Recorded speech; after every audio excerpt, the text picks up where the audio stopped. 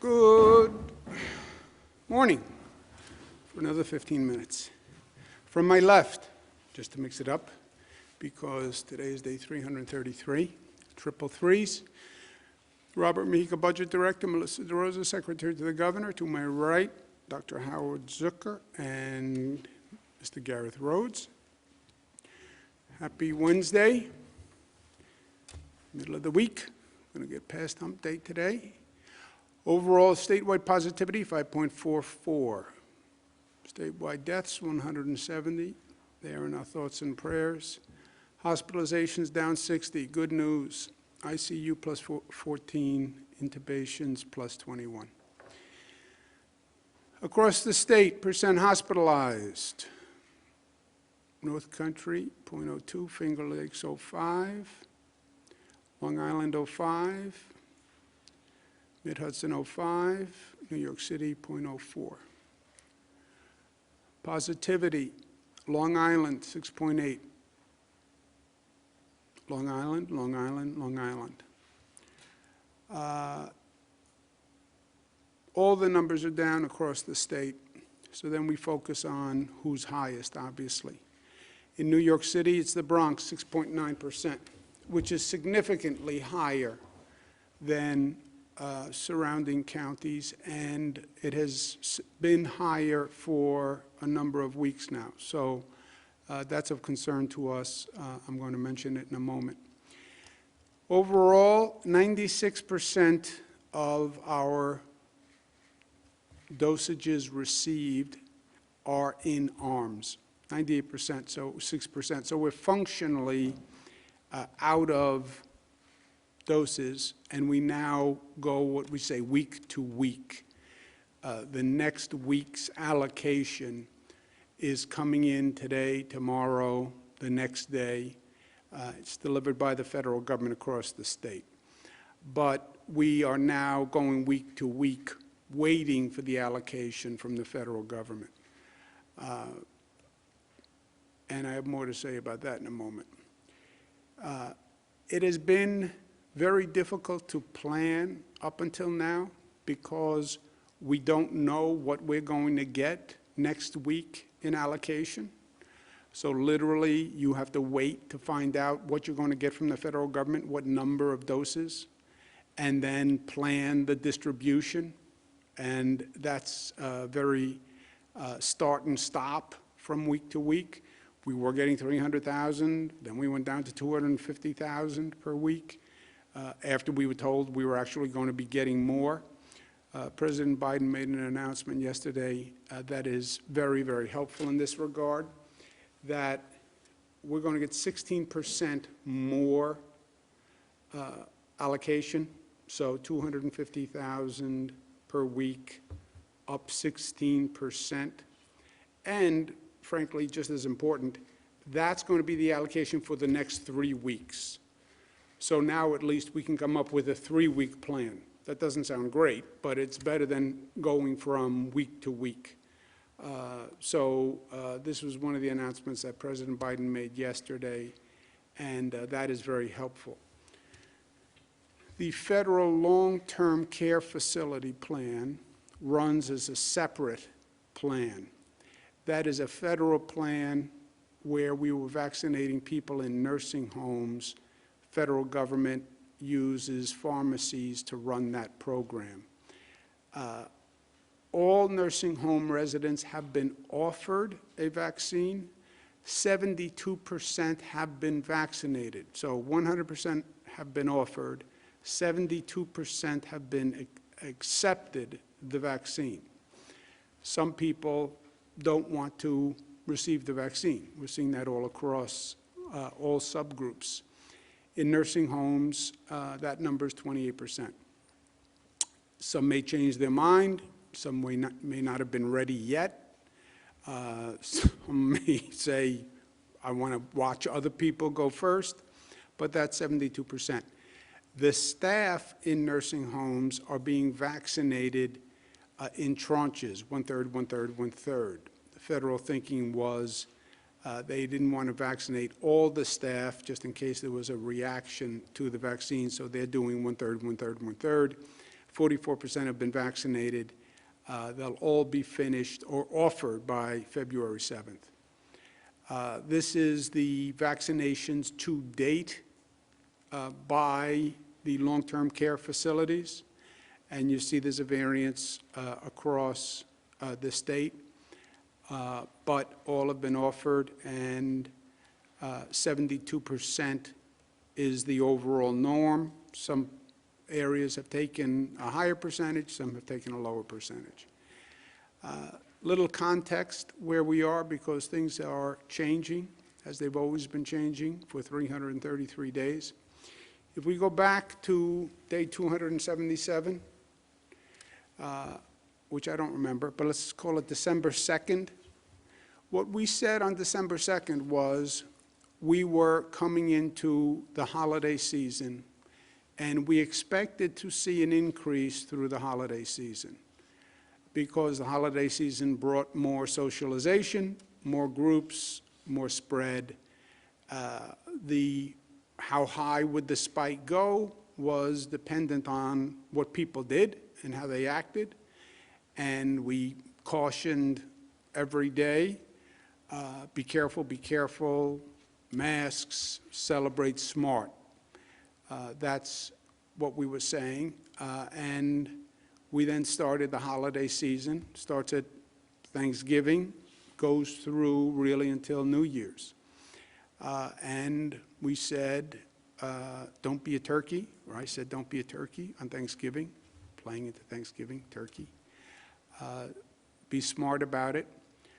At that time, Dr. Fauci said there could be a surge on a surge, if you remember. We came up with a plan for the winter, for that holiday season, and we adjusted the valve on economic activity, expecting a surge.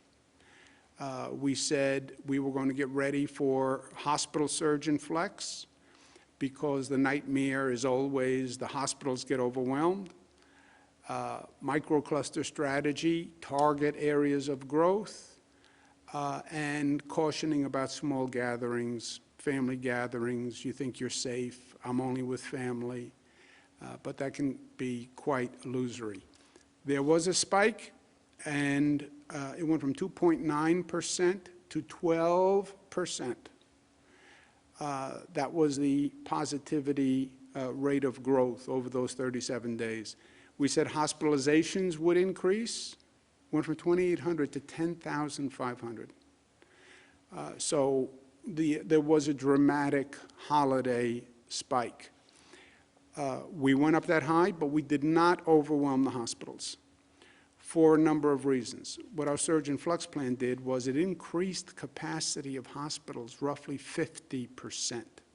So we grew our hospital system. But we saw states and we saw countries where the hospital system became overwhelmed. If you did not manage your hospital system and you allowed just individual hospitals to operate, you would have overwhelmed this hospital system. You look at those numbers, 10,500, you would have seen individual hospitals overwhelmed, which, by the way, is what happened in the spring, if you remember, with Elmhurst Hospital. So that did not happen, and congratulations to the hospital administrators who literally never operated this way before, and they did a great job. But that was a statewide phenomenon all across the state. Remember, the red line for hospital capacity is 15% availability. If any hospital gets to a point where they're under 15% availability, then we would go to a red zone, close down. Availability meaning beds and staff, beds and staff. What hospitals will tell you is they always have enough beds because we increased it 50%. The red line is really about staff shortages, and that's a function of staff getting sick. We're seeing that in some nursing homes now, where they will talk about staff shortages because the staff is getting sick. But hospital capacity today, we are in a good place all across the state.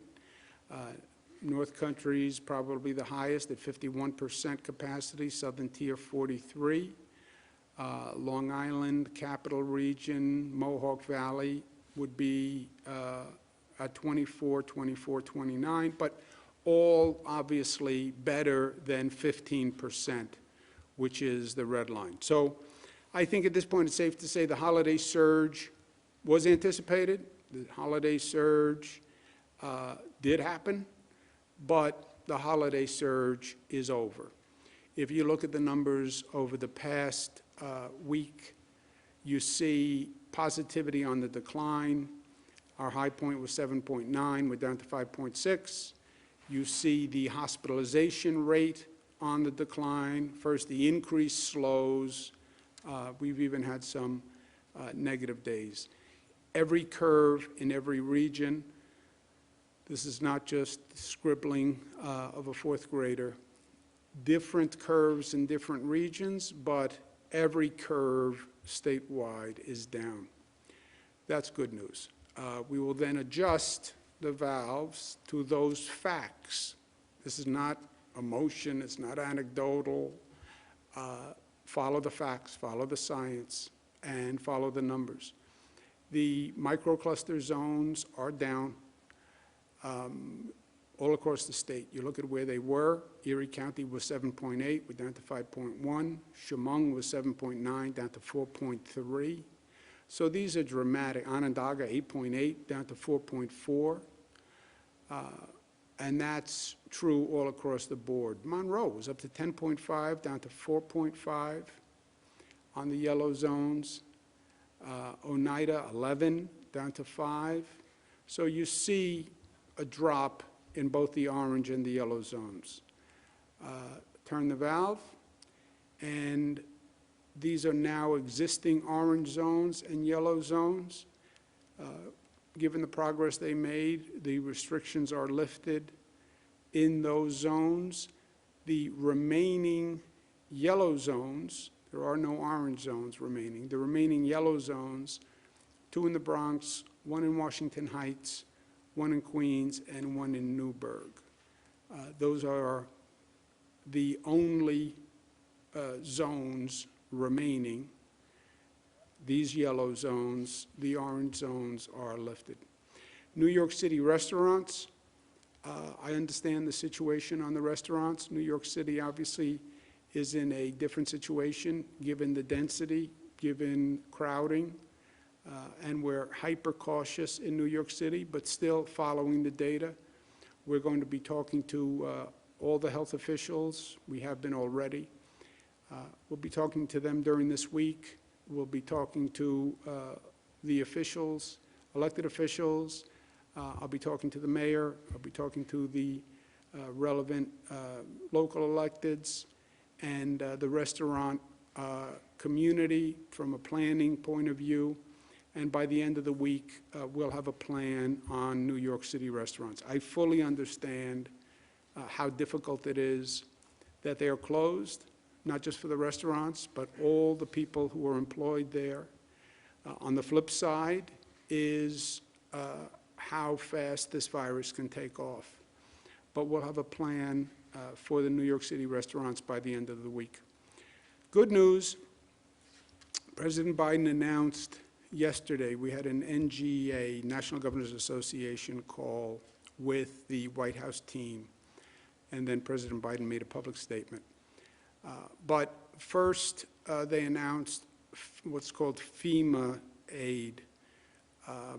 This will provide funding to New York State to perform vaccines, about $450 million. It's actually advancing a reimbursement.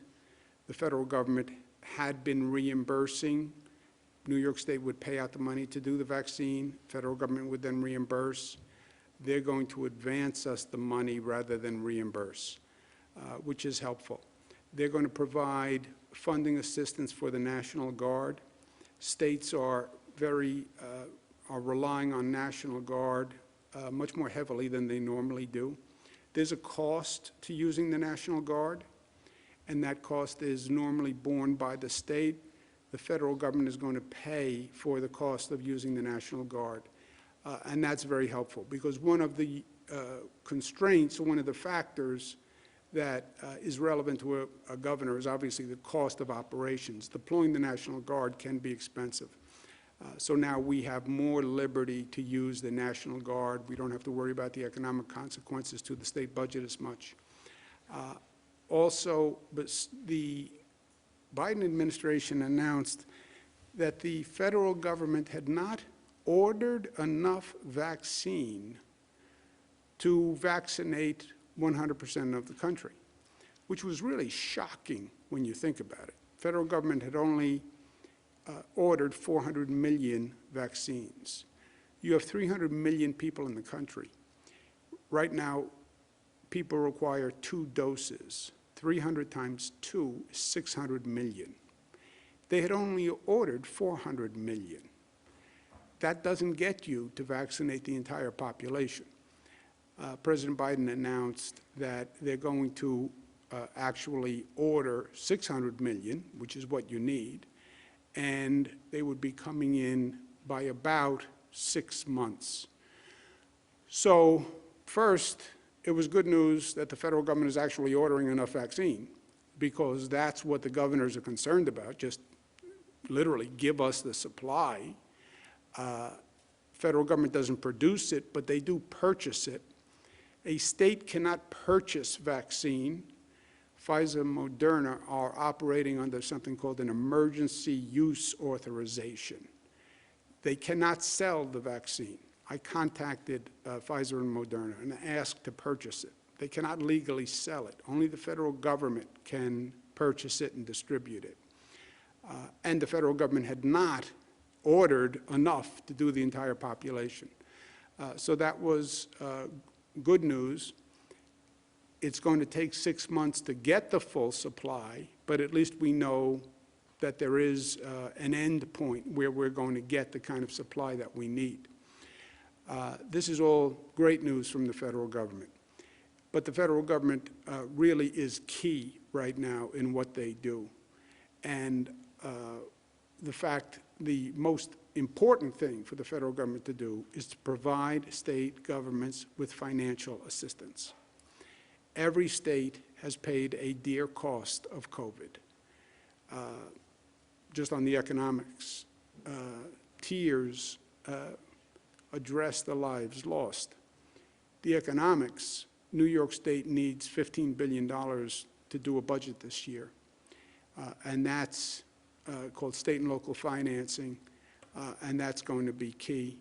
And the federal government has to repeal the assault on New York when they passed a punitive tax measure ending state and local deductibility. So those are the 2 big things. And whenever I talk to the federal government, I remind them of those 2 things, I can assure you. The Biden administration also announced a 16% increase in our allocation, as I mentioned, for next week and the following 2 weeks. So now we can actually plan. Now I can turn around and say to local governments, you have 16% more for the next 3 weeks. Plan on it and schedule appointments for it.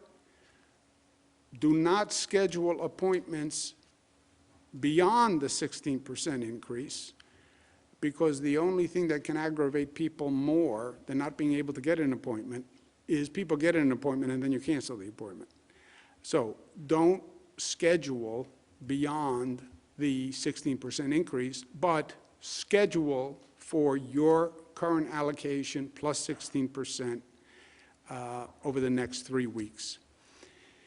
And that's for providers in city departments of health and county departments of health. To local governments, make sure social equity exists in your distribution. This requires forethought and additional planning, but we want to make sure that social equity is maintained in the distribution and availability of the vaccine. The state is open to partner with local governments to achieve social equity.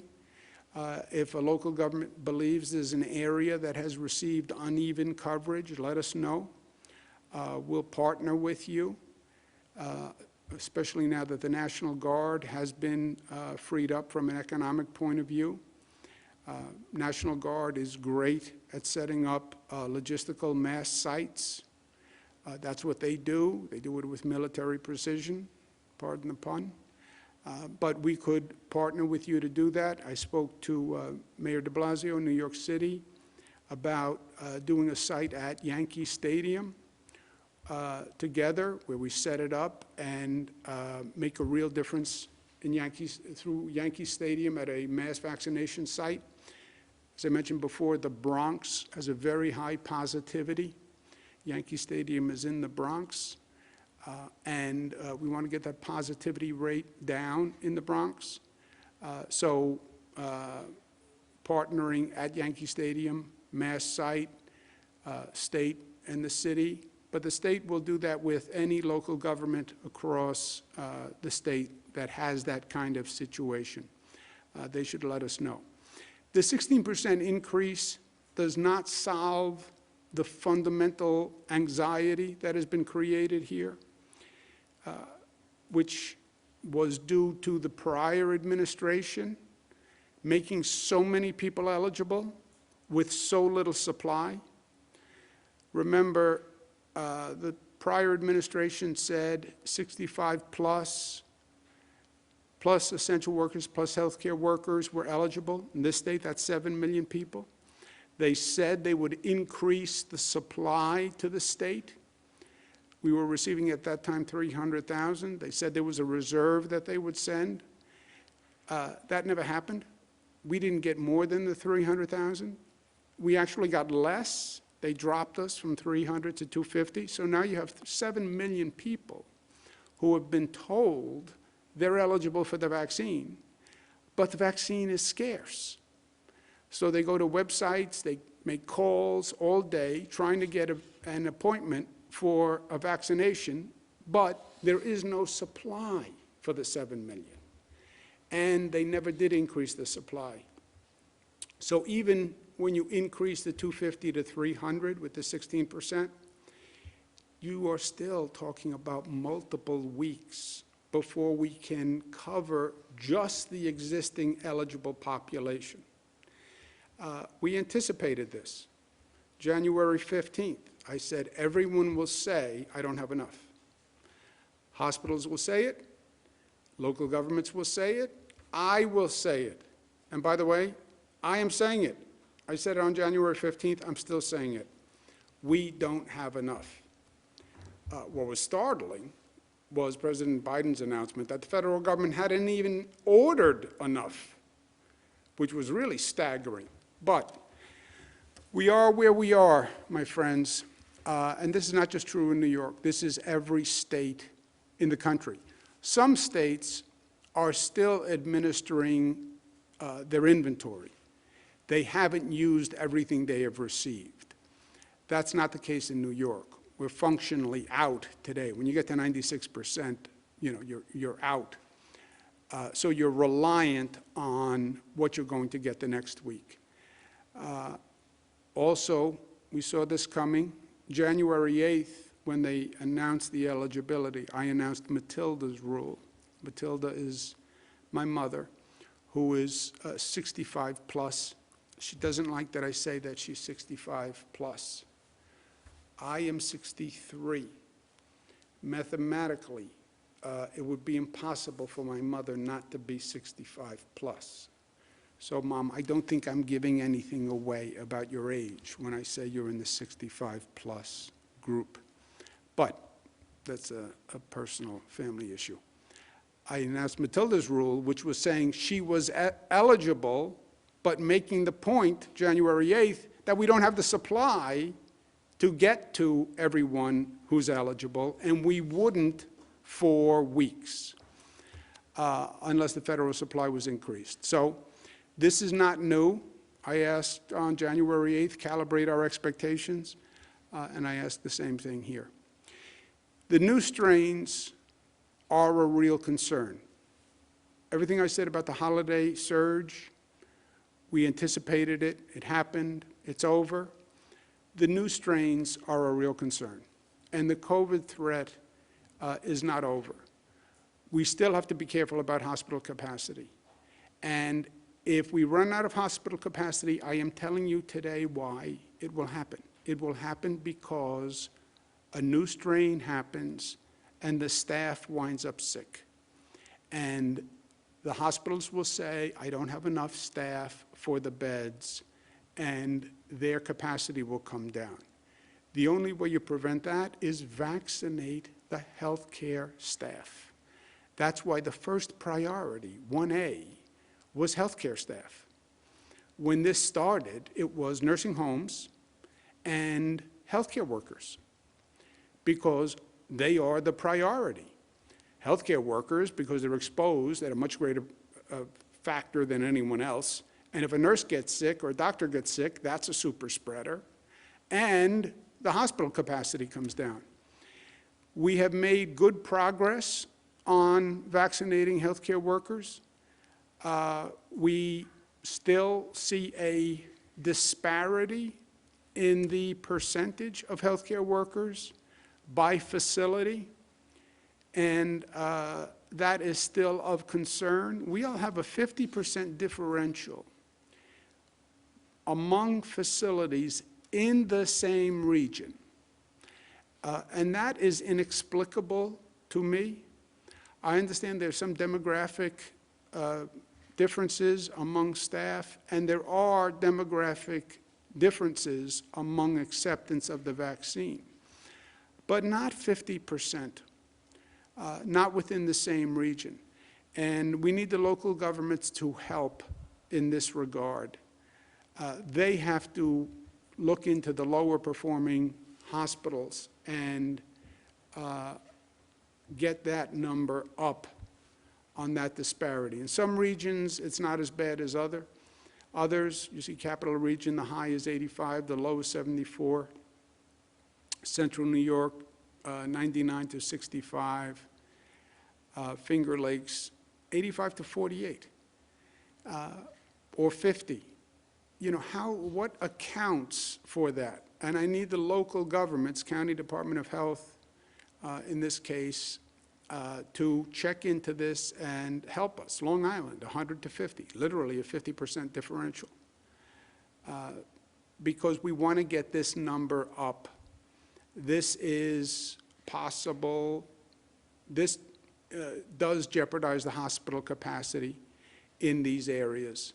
And if you're going to see a hospital run out of capacity, it's going to be these hospitals where the staff have been vaccinated at a lower percentage. And again, it's almost a 50% differential in some areas. In some areas, it's even worse. Here you have 100, 100, 100, 37, 38, 40, 42, 43. What explains that? And you'll have hospitals, by the way, that are part of the same system. There are hospital systems that have a number of hospitals. So within the same system, you'll have hospitals that are at 100, and you'll have hospitals that are half that, owned by the same company. So I need local governments to help on that. North Country, 89 to 54, 62, 65, 67. Southern Tier, 100, 47, 47, 54. Western New York, 88, 42. Also, by the way, these numbers are submitted by the hospitals under penalty of perjury. These numbers are as of yesterday.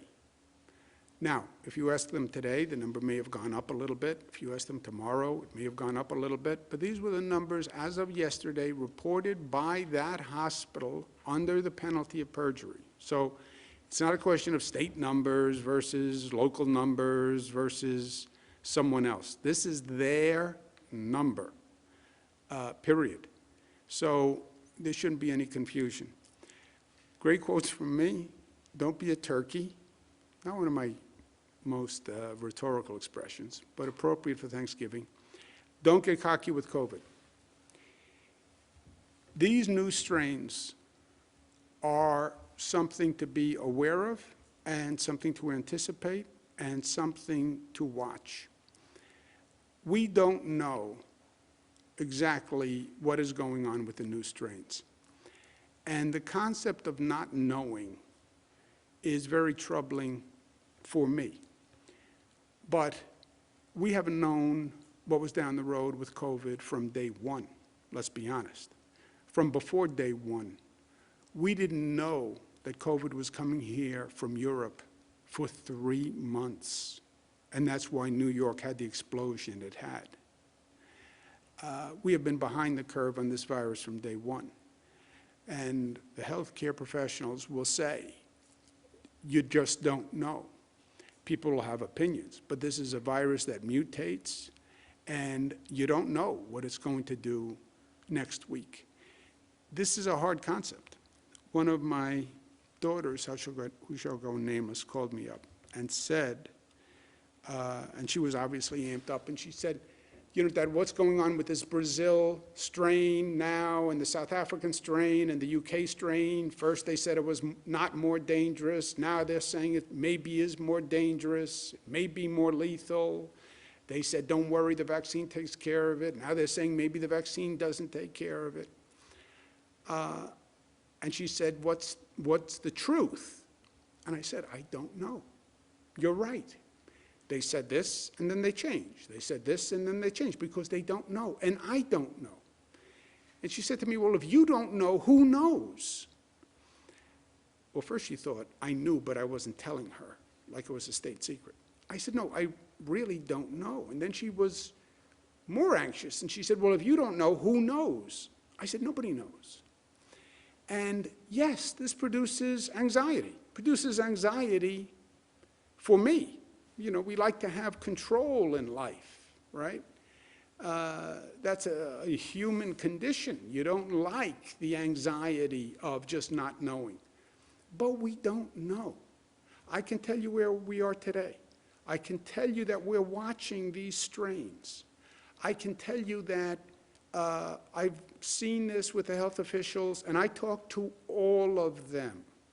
The best international minds on the globe, from World Health Organization to the best epidemiologists, all the talking heads you see on TV, I talked to all of them. They don't know. But there's a big question mark on these new strains. And when CDC and Dr. Fauci say the UK strain may be the dominant strain by March, that's a big question mark, because that would suggest we're going to see the numbers go up. So yes, it creates anxiety. And all I can tell you is we watch it and we adapt. This COVID beast has morphed 4 times since we've been dealing with it. We just went through a morphing during the holiday season. If it changes, we will change, right? We changed our plan in the winter to deal with the surge. It worked. Surge is down, we can reopen and calibrate to today. But tomorrow could be different. Tomorrow will be different, if you ask me. And if something changes, we will change. We can only make decisions based on the facts we have today. If the strains come up with a different set of facts, then we will adjust to the new facts. Vaccine will take 6 to 9 months. By the production rate of Pfizer and Moderna. The federal government has put in the order. Federal government is buying it. The production rate is the factor that affects the federal supply, right? White House doesn't make this in their basement. They ordered it. Pfizer, Moderna manufacture it, maybe Johnson & Johnson, which would be great, single dose, no cold storage, which is a very big deal. And But right now, we're looking at 6 to 9 months for the vaccine by the supply. We could do literally millions and millions of doses in a month. We could probably vaccinate all of New York in a month. Remember, we've done as many as 300,000 COVID tests per day. COVID test, nasal swab test. We did 300,000 per day. We could use those sites to do vaccination. So we could literally do millions. We'll never get that level of supply because the federal government won't get that level of production. Again, it would have been nice if the federal government had placed the order earlier, but President Biden is where he is also. So we're looking at 6 to 9 months. I'm not going to wait 6 to 9 months, and we're not going to wait 6 to 9 months to start to reopen the economy. We're going to calibrate that valve with the facts, and we're going to start to build assuming the post-COVID reality, because COVID will transform the landscape. A lot of these changes are not going back in the box. Zoom doesn't go away. This whole remote work style doesn't go away. People have adjusted to a new way of living, a new way of working. And that is going to change the economy. We want to anticipate those changes, not deny those changes, and adjust for it. In our cities, we have to start getting the arts and culture open again. That is what makes a city a city. If you don't have arts and culture, why be in a city? Move out, get more space. If you can't enjoy the assets of a city, and we're seeing that. We're going to start opening the arts, especially in New York City. I outlined the whole plan in the state of the state with our pop-up arts. We're building, it's about building literally the future, and we have the most aggressive reconstruction and construction program in the nation for statewide building, and we're starting that now. I think the federal government will have federal infrastructure funding, but also we're not waiting because the future is what we make it. I fully believe that, and I believe in our capacity and our potential because we've demonstrated it. We get things done. We can build, and we're going to go ahead and start now and not wait for anyone because that's not what we do. We're New York tough, smart, united, discipline loving. Let's take a couple of questions. Operator. Thank you, Governor. If you'd like to ask a question, please use the raise hand function at the bottom of your window. We'll take a brief moment to compile the Q&A roster.